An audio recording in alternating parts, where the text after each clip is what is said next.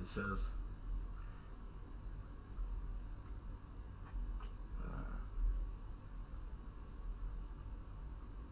All right, we should be go. We should be on. Alright, sorry about that, guys. We experienced some technical difficulties tonight, but we are back at it. And as I was saying, we were talking about the upcoming holiday weekend and cooking out and crabs. And I wanted to ask Mark, as well as our outsiders out there, when it comes to the barbecue, when it comes to the cookout, what is your favorite side dish? Side dish? Oh. Yeah. Damn. Yeah. You know, that's a good question, because, you know, the meats always get the main event. You know, I gotta admit, I'm kind of picky about my potato salad. Like, everyone swears they make it the best, and everyone makes some bland-ass potato salad. So let's get that out of the way. Okay. I like a mustard potato salad or something with a little kick, you know. Yeah. I can't get down with the Amish. You know, the Amish potato salad. Everyone loves it here, but I didn't grow up with it, so... But also like some grilled corn, just saturated in butter. Oh, now you're talking. Now you're talking my language. That would definitely have to be my favorite. It's a nice grilled corn on the cob. Can't beat it. Put a little seasoning on there, a little butter. If you're from the 410, put you some Old Bay on that joker. Yeah. Smack it.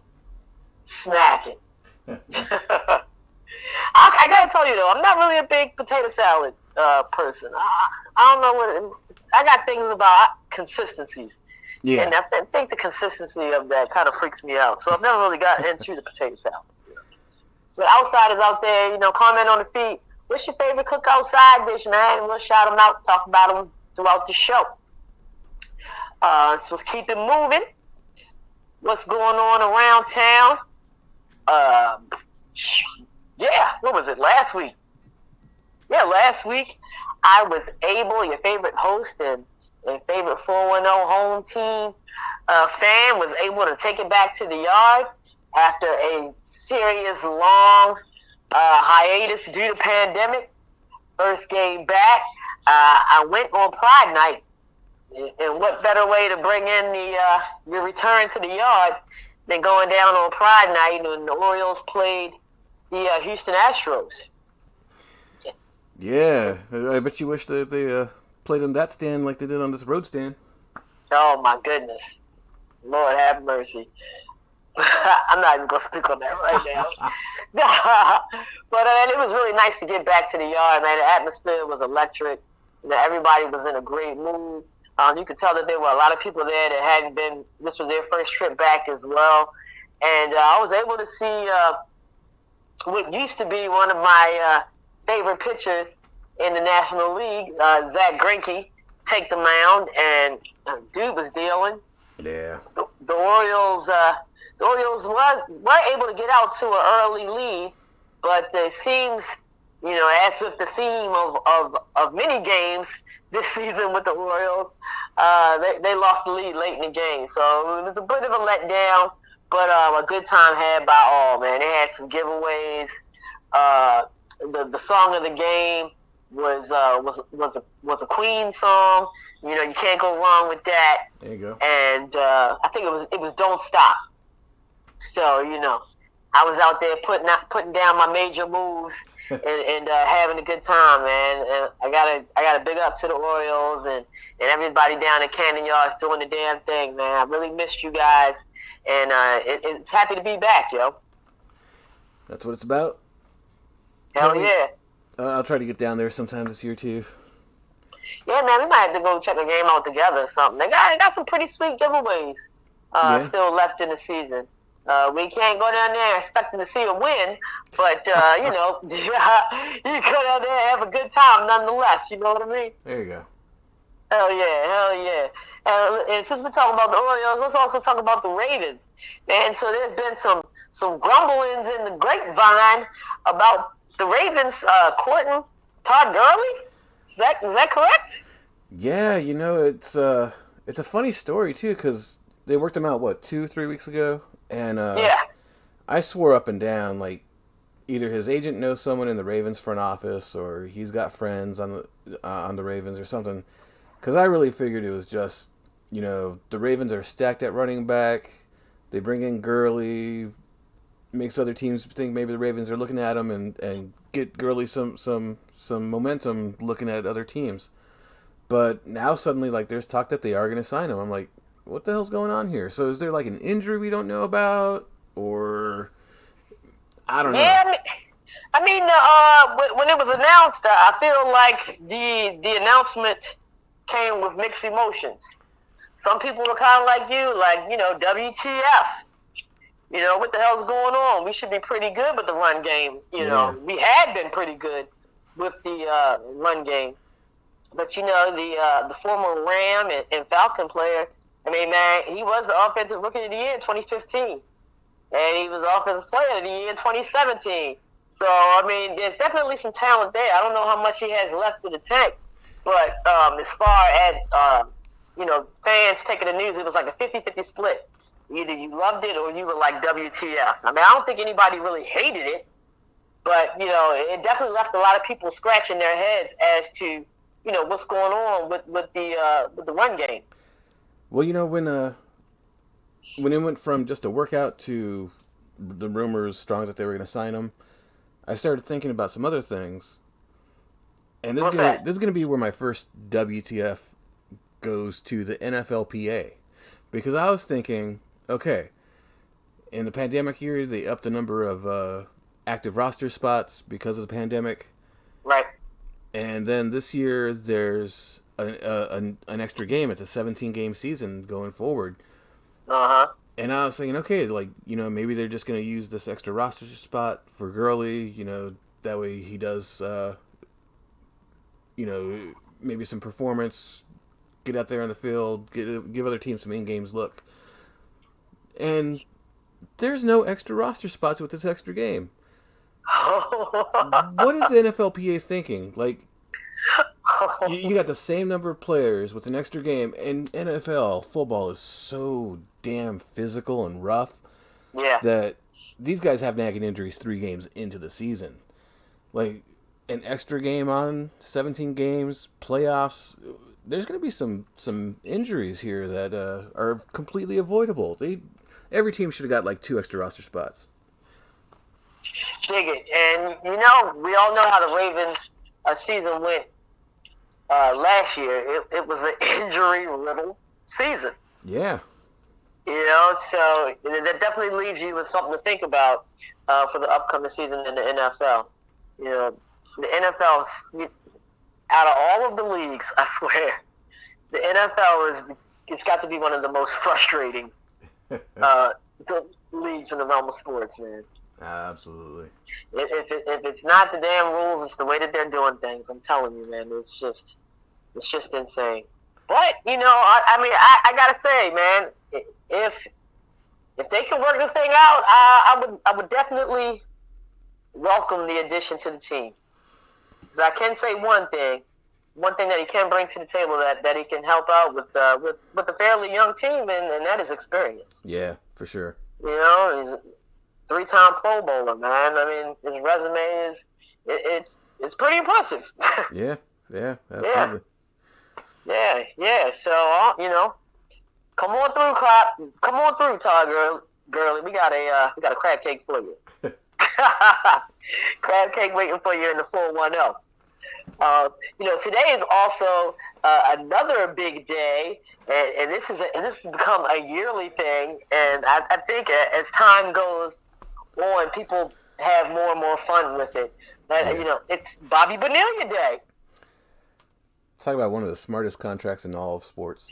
Oh my God! And the most ridiculous and repulsive. I mean, it just makes you want to throw up. But gosh, man, the Mets are a special kind of stupid. For you guys that don't know, Bobby Bonilla used to play in the MLB with the Mets, and you know who is the real MVP of this whole thing? Who's that? This guy's agent. Oh, for sure. This guy's agent, because he managed to have Bobby B set up to get paid. He's still getting paid to this day. And when was the last time that he played? I don't even know. It's got to have been at least what is it, 2021 right now? Yeah. It's been at least, like 10 years? Something like that, yeah. Yeah. Yeah. He's 10 years, he's got to be at least 10 years removed from the league. And on this day, and I believe it's up until 2035. Exactly, yep. He gets paid roughly $1.2 million. That is just sheer genius on the part of that agent, man. And I sincerely hope, Bobby, you are buying that man something every damn year. Oh, he gets his cut. Could you imagine if that? Well, I mean, it would never happen with the Orioles because we know how the Orioles are. They just don't like to spend money. But man, could you imagine? People were mad about that Chris Davis contract. There's no way. Right. I couldn't help but think about Chris Davis and what was the other guy? Ubaldo Jimenez. Jeez, they did horrific damage, and they're still. Well, Ubaldo wasn't playing, and I don't know what the hell is going on with Chris Davis. Oh, he got injured. Have you heard anything about him? He got injured like a month ago, I think. And is it a real injury though? Out for the season. Yeah. Stay gone. Stay gone. I'm sure there's those conspiracy theorists that are like, you know. Oh, you already know what I think. That's what I said. Is it a real injury? Or is they just saying, dude, you just can't keep fucking stuff up for us? You know what I mean? and the Orioles, they got it locked down at first base right now. Trey Mancini is out there, doing his thing. They be having him out there stretching a couple times and overextending himself, but he's holding it down on first, man. Yeah, I mean, he's no Vlad Guerrero Jr., but I've been pleasantly surprised, with his returning season playing first base. Yeah, and the Orioles are making moves. It's all part of that rebuild process, and we're not going to win for a while. But like the last couple seasons, one of those pieces has been Stevie Wilkerson. And good old Stevie got DFA'd yesterday. Yeah. So, the process moves on, and I think a year or two from now we'll be singing a different tune. I sincerely hope so, Mark, because I don't know how much more I can take of this. Like honestly, and the way that we've been losing, it's just been, my God. I believe there was one game last week that they allowed like 5 or 6 runs in the ninth, and I literally wanted to jump out of my window. Yeah. So, man, I sincerely hope Brandon Hyde and the gang, in the upcoming seasons can get it together, man. One other thing, since we're talking about the Ravens, I gotta throw it out there because All-Star ballot voting ended today at 2:00. I do not believe they have announced the results of the voting yet, but Cedric Mullins had made it on to the second round, and I sincerely hope that everybody showed up for him, man, because this guy is having one hell of a season, and it's really a shame that more people aren't privy and exposed to his play because the Orioles are so terrible. Yeah, he's got like the second best batting of all of MLB, not just the AL, but all MLB. And if that doesn't say like he deserves the nod, I don't know what does. Yeah, man. I mean, and if not only is his offensive game just, he's jamming. He's got to be one of the best leadoff hitters in the league right now, but his defense has just been awesome too. And it's so crazy how he has turned that around because it was his defense that got him sent down. Yeah. I'm just really have my fingers crossed for him, man. It's a tight race, and he's up against some pretty good guys. But I really hope that we come through for him, I should say. Oh, for sure. And get him to the big game out there. And where they at? They at what is it? Comerica Park. Or no, or is it? Nope. They're in Colorado, aren't they? I was gonna say it's one of your favorite ballparks. Oh yeah, Coors Field. Gosh, I knew it was either Comerica or Coors, but okay, so it's Coors Field. Yes, definitely one of my favorite spots in the National League. I could almost call it like a second home for real. I've been so many times, but yeah, I'm actually looking forward to the All-Star game, man. That park is a lot of fun. You know, you got that big old huge rock pile thing, and it's nice and open, and it has some people might take this as a bad thing, but I mean, I kind of enjoyed it. It kind of had like a minor league stadium kind of feel to it. Okay. Yeah, man. Yeah. It was a little old school, and you know, the food was great. Of course, you know, when it's Coors Field, you know, the beer is flowing. But the one thing I can say, man, those fans are awesome. They're really awesome. Yeah, I mean, that time you went was you did nothing but rave about everything. Yeah. So I believe the All-Star game is coming up in like about a week and a half. Yeah, something like that. Like on a Tuesday, a week and a half. Yeah. Yeah. And you know, as we do every year, Mark and I, we're going to get on Home Run Derby Day, man. Yeah. Because I mean, we have a dog in the fight. I was gonna say, yeah, even if Mullins doesn't get in, Orioles got representation there. Hell yeah. And how cool is that they even allowed that to kind of like happen for real. I mean, extended invitation. I'm not sure. Does he have the most home runs on the Orioles? He might. I'm gonna have to double check on that, man. But you know, he accepted. Trey Mancini accepted, and you know, this just adds to, you know, just another miraculous story to a great return for a good guy too. I mean, he really does deserve it. Definitely, just another chapter to the storybook comeback. Hell yeah, man. Oh. Before we cut out of this segment and talk a little basketball, because we do have a game underway right now. I wanted to talk about Dwayne Wade and his new TV show. Have you checked out The Cube? I have not seen a whole episode. I did catch a little bit, and I was tired, and I passed out. But like the commercials do make it look really cool. And I watched 3 episodes. Did you? And Mark, I seriously believe that me and Lauren, and I can make a return appearance and come back on with you. We could do that damn thing, man. Really? Hell yeah, man. It's all about strategy, communication, and zhuzh between the two people, man. I'm totally hooked on that thing. And believe it or not, Dwayne Wade is like a fun little game show host, man. I was gonna say, like, that little bit that I did catch, like, you know, you think of athletes and everything, and a lot of them do go on to commentating and whatnot, but yeah, game show host is totally different, and he's got the chops. Hell yeah, man. Hell yeah. I really enjoy watching that show. And the Cube itself, it's like this little, I guess, like mechanical voice or whatever.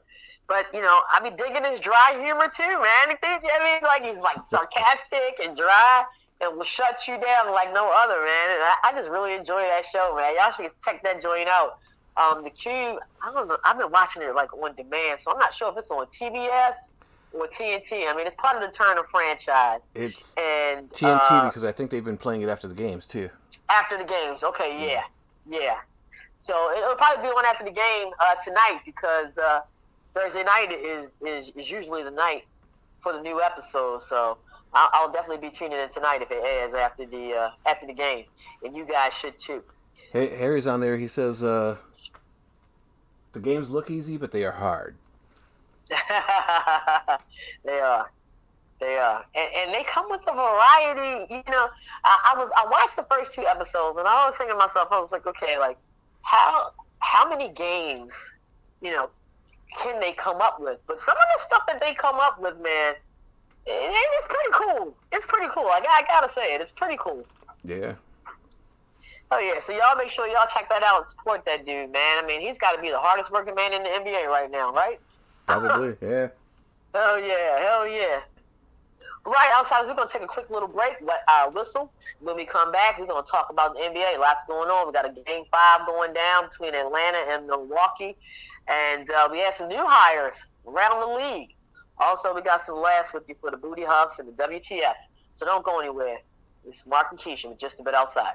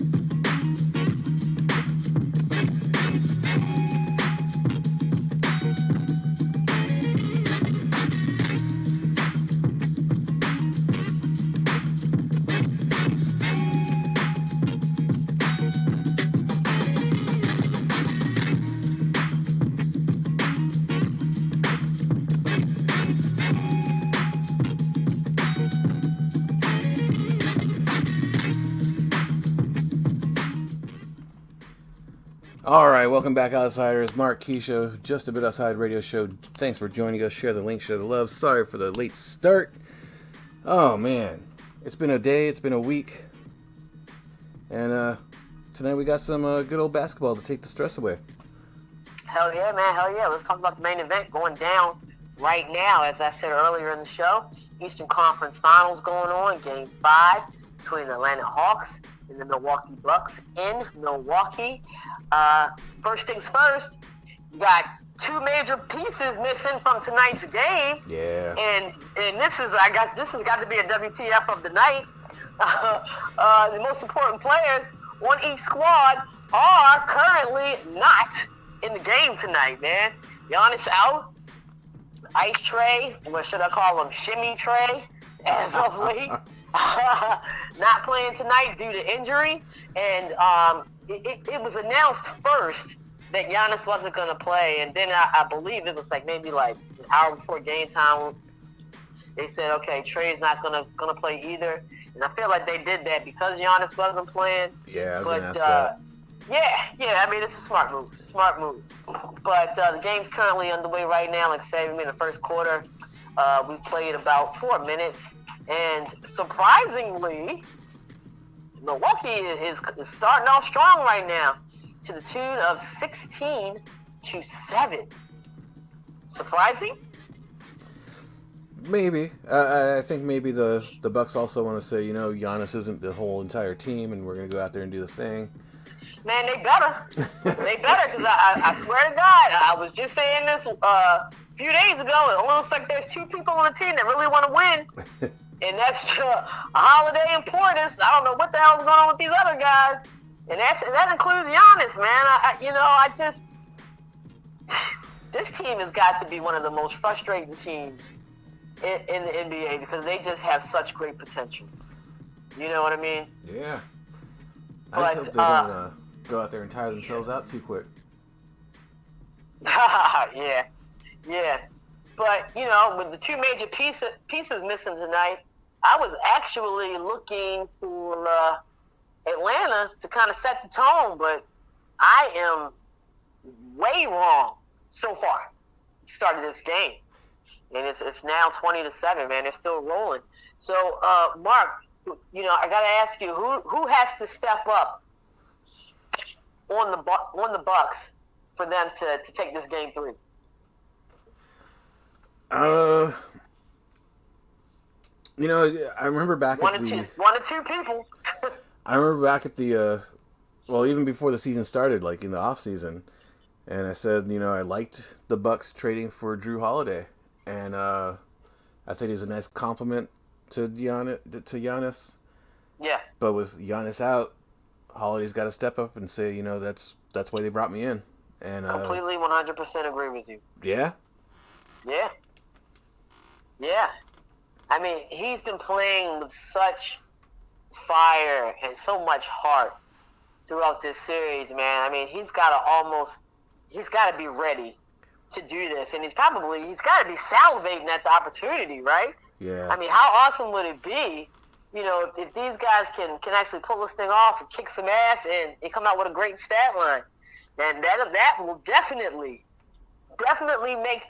make some people think twice about the Milwaukee Bucks. Oh, for sure. Now I'm going to ask you, who's got to step up for the Atlanta Hawks? I mean, I think this is a tougher decision because it just seems like with their squad, everything is so centered around Trae Young. Yeah, I'm kind of disappointed that they sat Trae out. Like you said, it's probably because Giannis is out. Right. And I really hope it's not a mistake that ends up biting him in the ass because, the series is tied up 2-2 right now. You don't want to go down 3. Right, man. You should at least have him suit up. I mean, you might need him for I don't know. Yeah. Quarter, a few minutes or something. You don't want load management. Definitely a hellified gamble. You don't want load management in the playoffs. Right, man. That's right. That's a great point, Mark. Great point, man. Great point. So who do you think's gonna step up or has to step up? Oh God, What's his name? Shit. Let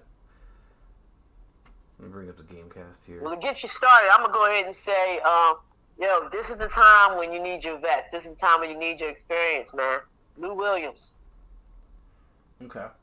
I feel like Lou Williams has got to step up, kind of take control of this, take the helm of the team, and do his best to lead his team to victory tonight. Yeah, I agree with that one. Trey is that young buck, pun not intended.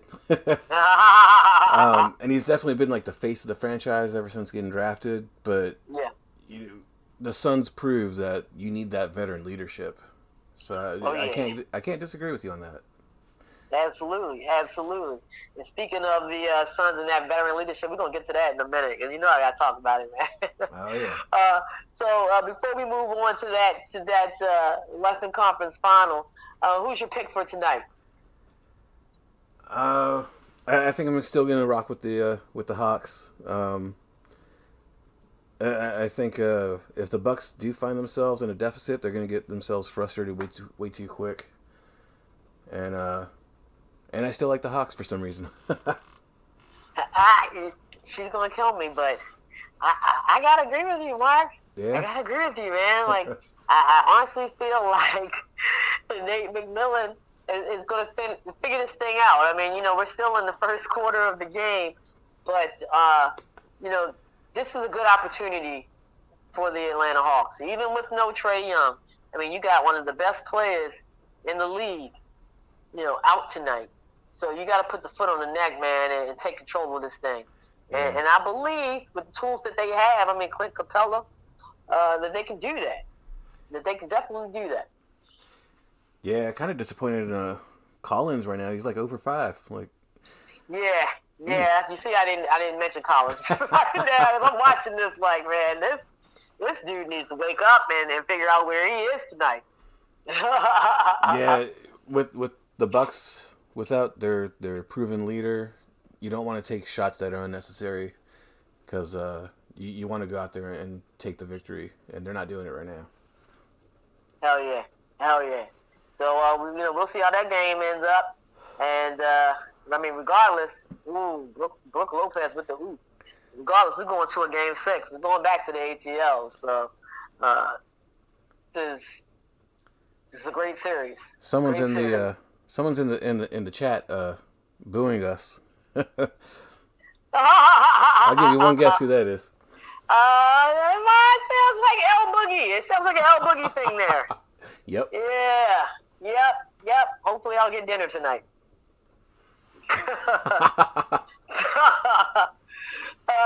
Let's move to the other coast. Let's move to the West Coast. Western Conference Finals. Man, ended on some crazy, dramatic, OMG type of ish, right? First and foremost, congratulations to you, man. I know you're super size excited about the Phoenix Suns advancing to the finals. It's funny because, like, when Barkley was there, I was a big Suns fan. Yeah. And, growing up in Arizona, of course. And everything, like, that the franchise has done for the state throughout the years has been amazing. Watching that 93 series against the Bulls, it's heartbreaking. And then I kind of fell out of love with them for a while. I thought they did Barkley wrong and how they dismantled that team. And then I felt, how they blamed the players back in like 04, 05 when they easily had the best team in the league and just squandered the playoffs. But ownership changed over. They've made a lot of moves, a lot of changes, and here we are with one of the most exciting teams taking the court. Yeah, man. I mean, that last game was a lot of fun to watch, man. And I gotta tell you, I'm not really, y'all know I'm a Lakers fan, so I'm not really too keen on the Clippers for real. And just to see them just unravel.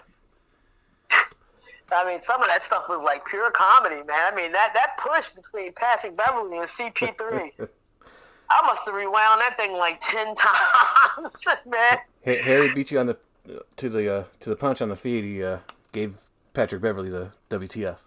Yeah. We gotta throw a WTF out there for that, man. And then what makes it even worse was the sorry ass apology via Twitter afterward. and I quote, part of it said it wasn't meant for him. And it's just like, dude, you pushed the bejesus out of that little guy, and he just went flying. Had no idea, completely blindsided him. If it wasn't meant for him, then who was it meant for? Exactly, yeah. Homie had his back to him, like. Right, that's what I'm saying. I mean, he just completely, and that was a total punk move, man. Yeah. And I can't stand Patrick Beverly. You know, a lot of people say that he's a good defensive player. I just think he's a dirty SOB for real. And if you can't tell from those actions last night, something wrong with you. Yeah. I mean, we talked about it last year. The Clippers are a team in chaos. They just don't know how to win, and here they are in the Western Conference Finals again, and can't put it together. And it's frustrating them. I get it. You want your players to play with passion, but that's taking it too far. Oh yeah, absolutely. Then we had Boogie Cousins yelling at Chris Paul, "That's why nobody F's with you anyway," or something like that. I mean, like it was like children on the court, man. But it was like so much comedy and entertaining. But I gotta give my props to the Phoenix Suns, man. I mean, these are the most unusual suspects in the playoffs in a very long time, and I believe this is Chris Paul's first Finals appearance. Yeah. And man, can you imagine? I mean, you go basically your whole career, because he's on the end of his career. I don't care what y'all say. He's on the end of his career. 17 years, I think. Yeah. And like I said, when you're the president of the Players Association, you old as shit. So to be able to accomplish this, for the first time at the end of your career, it has to be an amazing feeling for him. Oh, for sure. And all respect to Chris Paul, like he, they won it in LA. And he got on that court and he acknowledged his 6 years with the Clippers and said, like, if they couldn't win it in Phoenix, like, he's happy to have won it there because he did owe the franchise a lot of love. Shouted out Billy Crystal, because he's always at the games. Yeah, that was a come through. That's a come through right there, man. That was sweet. Yeah. It shows, you're talking about Patrick Beverly and his pettiness, and that's just the complete opposite, a gentleman on the court. Oh yeah, complete class act, man, and you almost had to feel like he poured it on extra thick just because dude acted like such an ass. Maybe you know what I mean? I mean, that's a vet move right there, man. Yeah. That's a vet move right there. So the Phoenix Suns get to take a little break because as they await who wins these Eastern Conference Finals. And I mean, they're going to get a couple days, man, because I do believe that this Eastern Conference thing is going to go 7 games. Yeah.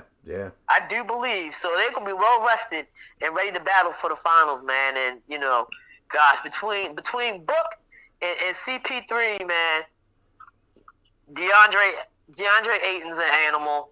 They're just a scary team right now. And, there's a couple of times that players weren't in a game because they were injured, so they get to take those days and heal up. And I think that's the biggest, most important piece of it. Oh yeah, absolutely. So I mean, so that's that. I mean, the finals are rolling on, and we just can't wait to get to the ultimate, the main apple scrapple. But let's keep it going with the NBA. As I said earlier in the show, we've had some new hires. And, gosh, I mean, these people didn't waste any time, did they? I think it was last show we were talking about, it was like 7 or 8 teams that were in need of coaching. And it was just like the very next day, things just started trickling down the pipe, man. I mean, we had a couple of people that are kind of, returning to their home ground. We got Jason Kidd coaching the Dallas Mavericks, where he had some of his, some pretty good basketball played there when he was with the Mavericks. And I gotta say, Dallas and Mavericks fans are stoked, as they should be, man. I mean, that's super cool. I'm happy for the Mavericks, but I wonder what the hell's going on with Jason Kidd. He didn't do the best job as a head coach for the Nets. He ends up in La La Land, and everyone just assumed he was like the heir apparent there, be the next head coach.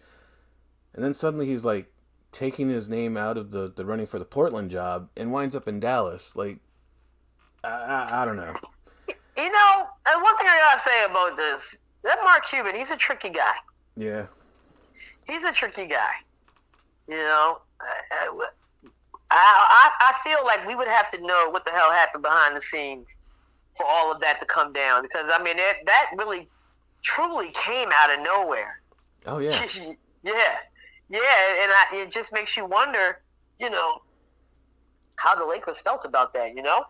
Yeah, for sure. Because like you said, a lot of people were just like, man, Vogel's just a placeholder until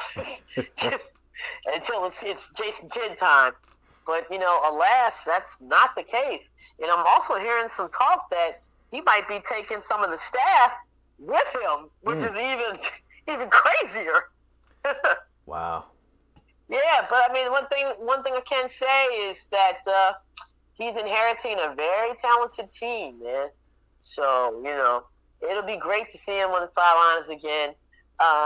He, as Mark, said, he's been kind of okay as far as records and stats go as a coach. I will say this: when he was head coach of the Bucks, he kind of got them turned around a little bit, and I was actually surprised when they let him go from there. Yeah. So, he's got some good experience. He gained hellified experience on that championship run last season. So I'm looking forward to him doing good things down there with the Dallas Mavericks, even though I do not like the Dallas Mavericks. I repeat, I do not like the Dallas Mavericks. I'm indifferent to them. If they win, cool. I don't care if they lose. Yeah. Let's see what they do. I think they're going to go much deeper in the playoffs next season. You can book that right now. You hope so. Yeah. Yeah, and speaking of returning to home, so Rick Carlisle, who was the head coach of the Mavericks, goes back to Indiana. I forgot about that, yeah. Right. Who fired him? And, that's a WTF too, because I gotta wonder, what the hell is going on with the Indiana Pacers? Do they just like being mediocre? I just feel like a lot of the decisions they've made have not been to be successful. And there's so many coaches out there that deserve a chance. Some people, and we'll talk about this in a minute, have been called and have been given the opportunity, but it just makes I don't understand that decision either, man. Why are you bringing him back? It's like you said, he has history there. Yeah. And I think the Pacers are one of those teams that make a lot of what's the word? They make a lot of hires for sentimental reasons. Yeah. And that doesn't always pan out. Yeah. And I'm not really optimistic about that deal. And I just really not. There's nothing else I can say about that, to be honest with you. But, I was talking about first chances, and Chauncey Billups finally gets the call, gets the opportunity. And this, I'm absolutely loving, Mark. I'm loving it. Yeah. Head coach of the Portland Trailblazers, man. Portland got rid of Terry Stotts, and is looking to go with the Billups. One of the rawest dogs in NBA history. It's funny because we talked about that last week that he was rumored. The rumors were definitely out there, but then after his hire was announced, I read that it was controversial. Oh yeah, well, what was controversial about it? I have no idea. I didn't dig into it that deep. I was just everyone knew that his name was out there. Like, what's surprising? Yeah, I was gonna say I don't understand that one.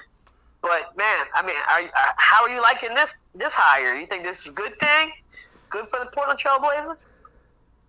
Yeah, I think they've needed like a change in direction. A couple years ago, they were looking pretty good. They've kind of petered out.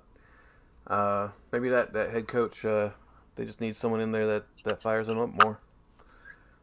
Not only that, let me tell you why I'm loving this so much.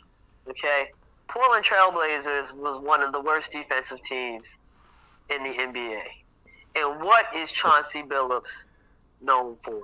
Defense. Yeah. Right. You know, you already got the offense.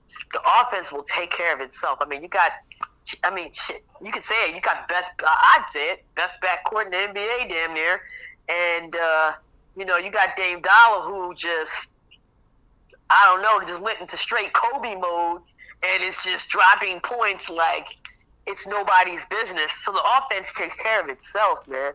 I'm looking for Chauncey Billups to put his defensive aura over this squad, man. I got to be honest with you, man. I'm putting them up there as championship contenders for next season, yo. I am. I'm doing it.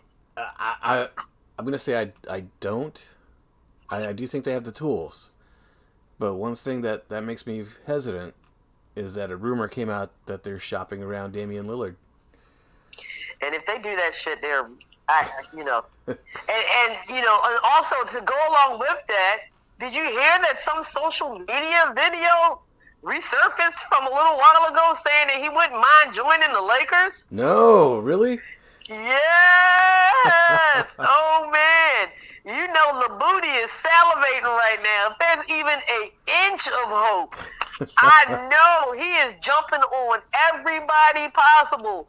Get rid of everyone, starting with Kyle Kuzma, to make this thing happen, yo. Because could you imagine, you know, if LeBron James and AD can stay healthy with the Dame Dollar? It's ridiculous. He probably clipped that video and texts it to Jeannie Buss every single day. Oh, yeah. You know he all over Jeannie Buss' ass. Poor girl. You know it. Every day. Every day. And hell, I don't blame him. I would too, man. He's just such a fantastic player, man. He's one of the best in the league. For sure. Also, it's, you know, one of the most prolific scorers, man. I mean, when that dude is on, he's just so much fun to watch. And honestly, I gotta say it, man. He would fit right in good old L.A. Yeah, and you know, one of the things that we've always given LeBron shit about is how selfish of a player he's been. But like the last season or two, he's shown that he's willing to dish out the ball and let other people take the shot. Oh yeah. Oh yeah, absolutely. It would definitely give the Lakers another option, which they clearly needed, as we observed in the postseason this year. So hey, man, I mean, you know, we'll see what happens with that. I sincerely hope that they keep him, because I like when players, you know, stay with a franchise, with the organization, puts their stamp on it, you know, makes a legacy. That's how you live forever. You know what I mean? And, you know, you could definitely do that with that player. He's that phenomenal. Oh, for sure. For sure. Hell yeah. Hell yeah. So we got a few minutes left. And in these few minutes left, I wanted to kind of throw out some WTFs. Okay. All right. First WTF that I got for the outsiders. Yeah, you know, we're always talking about player cards and trading cards and stuff like that. There was some record-breaking news over the past couple of days in women's sports regarding player card. Really? Have you heard about this one? Mia Hamm. I have not. Soccer really? Player. Okay. When I give you the figure, you're just going to want to cry. But her card was recently sold for a whopping $36,000 and some change, making it the highest sold player card in women's sports history. Wow.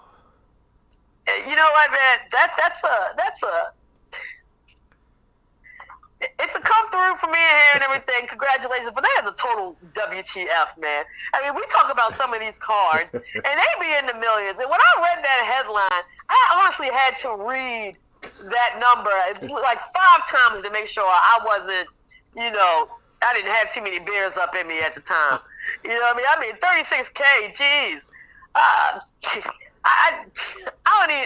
don't even know what to say to that, man. I just hope that that industry, as far as women's sports is concerned, I hope they move forward with that and quick, fast, in a hurry, man. Because for your highest paid to be $36,000, man, that's pretty sad. Yeah, like you said, there's cards going in the millions, and I mean, 36K, it's nothing to sneeze at, but no, it's not. It's not. Yeah, it's a fraction, literally a fraction of what men's cards sell for. Hell yeah! You got any WTFs come through as a Booty Huffs? Well, we've been talking about it for seems like a month now, and last night they wrapped it up. Shouts out to Mississippi State for winning the College World Series, and the first one in school history. They had quite the supporter out there at the stadium. Dak Prescott was out there cheering on his alma mater, and he was getting hyped up. And I don't have a dog in the fight. Well, I guess Vanderbilt because they beat Arizona, but But it's exciting, and congrats to Ole Miss. Hell yeah, good stuff. And that was a pretty crazy series too. That was also drama filled because there were things going on between the fans and that I won't get into right now. But man, what an awesome College World Series! Man. Yeah. Very exciting this season. Yeah.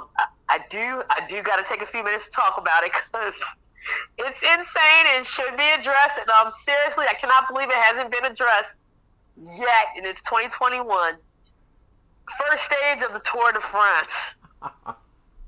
Man, I don't know if you guys have ever watched this, but you've had to at least, scroll past it or seen some video clips. But if you don't know, the Tour de France is the cycling race where they have different stages throughout France. And the course is especially unique because there are like no borders. Like you can literally stand with your toe on the track or at the edge of the track, which is absolutely insane to me because is there anywhere else in sports where spectators are that close to the professional athlete? Nothing I can think of that's not like on the amateur level. I'm just going to say it for you right now. It is not. And if I'm wrong, please jump on the feed and call me out. I'm serious. It's not. Okay? And lo and behold, this lady, I don't even know what her name is, and I was actually surprised to find out that it was a woman that actually did this, had made a sign, which is not unusual. Yeah. They do those type of things all the time. But the unusual, crazy thing about this, and goddamn it, I blame social media. This woman took her elongated rectangular, I'm going to put an accent on that, rectangular sign, and as the pack of, 50-some bicyclists are approaching her, she jumps out in the course, in the eye of the camera, in the view of the camera, with her sign, clearly wanting to be seen. Probably had somebody taping her or picturing her so she could post that crap on social media. And this lady causes one of the worst crashes that have ever gone down in the Tour de France. I think it was like dozens of players that got injured. And you know what's so crazy about it? Which is like a kind of another WTF in itself. Did you watch the crash happen? No. Dude, I want you to watch that when we get off, man, because you watch these bicyclists, and it's early. It's the stage one, like I said. So they're pretty much cycling as a pack. It's everybody. Okay, it's everybody right now. They probably had some people in the way front and in the way back, but it's like seriously, most of the people in one pack like together, right? So when this lady jumps out there with her sign, she hits the first guy, right? And I swear to God, it was like slow motion dominoes. Like just watching it was just so incredibly like baffling and also painful. It was like you just watched each bicyclist just, fall down on top of each other, ride over top of each other. Because like I said, they're in a pack. So once you fall off of your bike, you're fucked, pretty much. Oh, yeah. And man, like I said, it was like dozens. I know it was at least 15 to 20 cyclists that were injured as a result of this woman. Now, the story gets crazier and it gets better. So now this woman is like the bane of everybody's existence and the scourge of the earth. She goes into hiding and everybody's looking for her. Really? Yeah, yo, she went into hiding for like a day. And I guess because she messed up so incredibly bad, there was nowhere for her to hide. She turned herself in. I believe she got arrested. Damn. And the Cycling Association or whatever tried to impose. Well, at first they said they were going to impose like a $1,700 fine on her, but I mean, I guess she went in there and cried some tears, put some tears in the cup for the people. But they had since then retracted that fine. But man, I mean, like you've got to be like the a-hole of the week, yo. And not only are you the a-hole of the week, like I don't even know if you were from France. You probably weren't. When you go home, you're going to be the a-hole of the week all over again. Oh, for sure. Hell yeah. So, whoever's in charge of these bicycle races or, long bicycle races, y'all need to figure that out, man, because, we talk about this, and fans, man, we talk about this at least once a month about how fans just do not have the sense God gave them, and for some reason, they begin to think that they're a part of the freaking game, and that they should be there. But man, we gotta stop putting the chokehold on these fans, man, because this stuff. I mean, the interaction between the fan and the professional athlete is seriously getting out of hand, yo. It's seriously getting out of hand. Y'all gotta wrap that thing up, man. Put a lid on it. Man, because that was just insane. Yeah. I mean, it happened quite a few times during this NBA season, and in that instance, like no one got hurt as bad as like cyclists going down, but yeah, she definitely made an impression on people. Yeah. And I'm going to end this one on a funny. I'm sorry. Do you have any other come-throughs or anything like that? Kind of a WTF for you. Okay. Because it's definitely not a come through, definitely not a booty huff, but your girl Serena, like. Oh my God, I got mixed emotions about this. Please don't make me talk about it. Please don't make me talk about it. Like I was shocked when they announced that she withdrew. Yeah, man, and as much as it pains me to say it, I'm not gonna. I do believe there was an injury there, but I also felt like there was a little bit of overly dramaticness going down. Because I mean, it is what it is. They've been talking about slippery conditions on the grass court for years, and this is nothing new, guys. I mean, I think it was the first time it happened to in this fashion to that caliber of a player. But it's an ongoing issue over there across the pond. So, I don't know how you change that, to be honest with you. you can't. So I don't even know why people keep talking about it for real. But yeah, man, Serena, hope you can come back, man. And is she playing in the Olympics? I don't think so. I don't know. I haven't heard. Yeah, I don't think she is either, man. Just go ahead and take some time and get ready to come home and play in the most important tournament in the WTA anyway. And that's the U.S. Open. And that's 100. Have you seen her live whenever you go up there? Yes. Nice. I have watched her play. I've watched her, and this was in the beginnings of my business. This was the beginnings of my relationship with the U.S. Open. I've even watched her and Venus play doubles. Wow. Yeah. Nice. I got a funny story about that too. One time when I was watching the doubles match, and Serena was serving, and she drilled Venus like in the back, dude.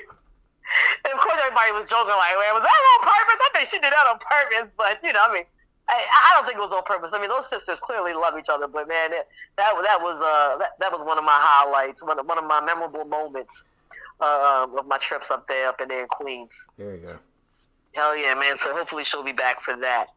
But we get to this game, man.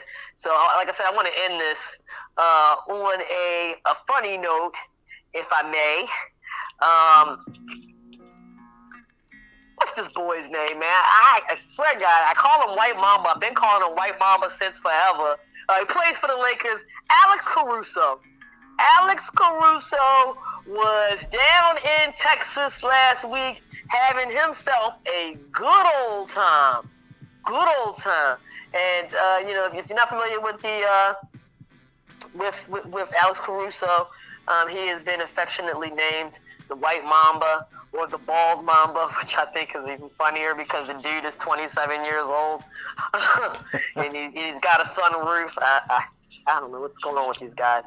But, so he's down there, and have you heard about this one? I have not. Oh, my God. Okay, but he's down there in Houston having a good old time and gets busted with the cops for messing around with the weeds. Paraphernalia, all kinds of weed on him. Dude went to jail, man. Where was this? This was last week. No, where? Oh, in Texas. Oh, yeah, I guess they probably... He's down there dirty. I don't know who he must have been chilling with like 3-6 Mafia or something like that. I don't know. But, oh, man, the internet, Twitter had a ball with that one, man. And even LeBron James had a little something to say about that, man. But, talk about an unusual suspect. He would be the last person that I thought that would get caught with a lot of weed and some other stuff down there in Texas, man. But, that whole story was hilarious. And outsiders, I want you to, take a good look at that mugshot, man, and have a nice laugh before you go to bed tonight. I guess Texas hasn't legalized it yet.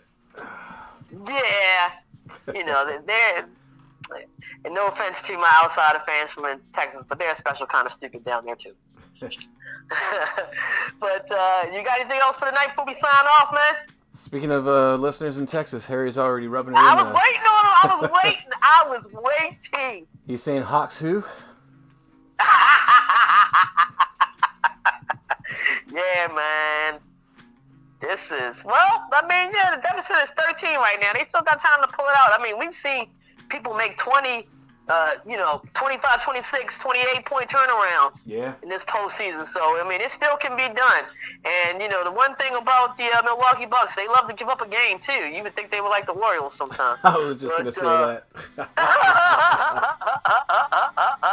As I speak, it's 43-54, 11 points. Oh, this thing is going to get down to single digits by the end of the half. Please believe.